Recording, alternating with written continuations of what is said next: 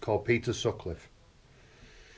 Again, the name of the man, itself is not particularly resonant, but the moniker is. He was known as the Yorkshire Ripper, and he was born into working class family. Again, his father wasn't really a fan. According to his family, his father didn't really appreciate him very much because his father was an ex-boxer and he was a sporty type. He was what we used to call a man's man, down the pub with his mates drinking and backslapping and all that. And Peter Sutcliffe just was the opposite of that. He wasn't sporty or traditionally masculine in that way, and so he didn't have a particularly good relationship with his father. But we've all got stories to tell and tears to cry. We don't go around killing people about it. But he started off attacking prostitutes, and I think availability was the key here, and confidence. So what he used to do was run up behind women and hit them on the head with a hammer. I mean, have you ever heard anything so cowardly in all your life? Attack a woman from behind with a hammer.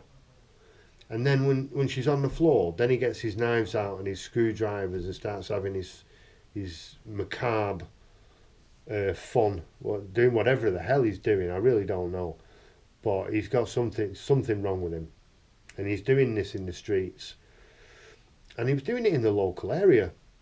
And this, for me, is a case of pure incompetence on the part of the police. Because he wasn't even clever. He didn't have a strategy. He didn't have a pseudonym. He didn't have a disguise. He was going out in his own car and just attacking women in the street with a hammer and a screwdriver and a knife and leaving them there where he'd killed them and going home. And he was interviewed during the investigation because he was such a dodgy character.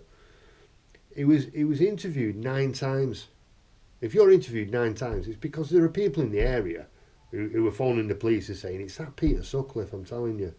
He's a right dodgy character. Get round his house. And they kept going round and they interviewed him and they're making notes. I've seen police officers saying at the time, at the time I made notes saying, dodgy guy, don't like him, bad vibe, must investigate further. But somebody called the police, right? Somebody phoned the police and said, I'm the Ripper, and started calling himself Jack for obvious reasons, which we're going to look at in a minute. I'm Jack. Now, this guy, he made personal insults to the lead investigating officer, right? The guy in charge of the case. He turned it into like a Professor Moriarty and Sherlock Holmes type of duel. And he had a northeast accent. So if you're from England, you know exactly what I'm talking about. Tyne and Wear, Newcastle, Sunderland, Middlesbrough, and Newcastle being the biggest city up there. So this police guy, he became convinced that this was the Yorkshire Ripper. He was speaking to him, and he basically banned all other lines of investigation. We're looking for a Geordie. If you're not from England, you don't know. A Geordie is a person from Newcastle. It's not an insult. They call themselves Geordies as well. We're looking for a Geordie. Full stop. Anything that's not a Geordie, don't show me, don't tell me. I will literally fire you if it's not a Geordie. And so he limited the investigation to that. But it wasn't a Geordie. It was a guy who lived around the corner who was doing it in Leeds and Bradford up in Yorkshire. And he was allowed to continue for this reason. And the cheeky bastard drove from Yorkshire over the Pennines into Manchester. And he went and killed a prostitute in Manchester. And then he went to a party and dropped everyone off at home and drove back. This is back in Leeds. And he drove back to Manchester because he'd left a new £5 note in the bag of this prostitute. And he knew that could probably be a clue that would help to identify him. So he went back to where he'd left the body, looking for this £5 note, but he couldn't find the bag. So he left, and the police found the bag, and they found the £5 note, and they identified it as a good clue, but they still couldn't find Peter Sutcliffe. So it was absolute comedy from start to finish, and I think Peter Sutcliffe is guilty of all the crimes. And in the end, he killed 13 women. You know, a local idiot who must have had some kind of psychological problems. But I wouldn't say he was mad because he was able to hide it. I wouldn't say he was broken because I've not seen any real trauma there. I just think he was a bad man. I just think he was a very bad man, and he had bad intentions, and he followed through, and he did it, and it was horrific. The whole country was traumatised by the Yorkshire Ripper, and the police were just too stupid and incompetent to catch him. Not all of them, just the ones in charge of catching Peter Sutcliffe. Anyway, then we go to Jack the Ripper. I just had to mention Jack because we're talking about serial killers, and we're talking about,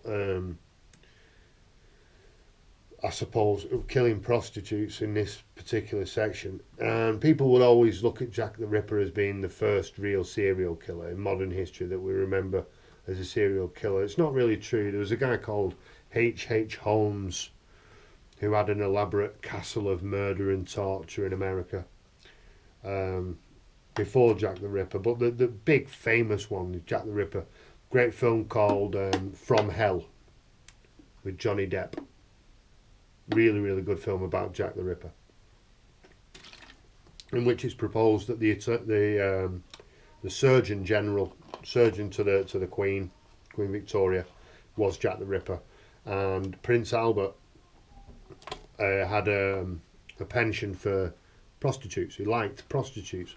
And so he got gonorrhea. He caught gonorrhea from a prostitute, but he also married another prostitute, and this would have been obviously devastating to the crown.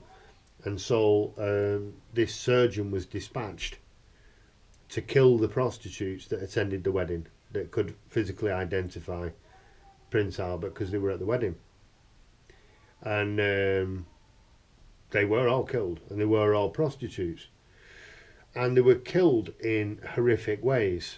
But what's the problem with that? The problem is that the person who did it had such skill as a surgeon, not as a butcher. This was a surgeon.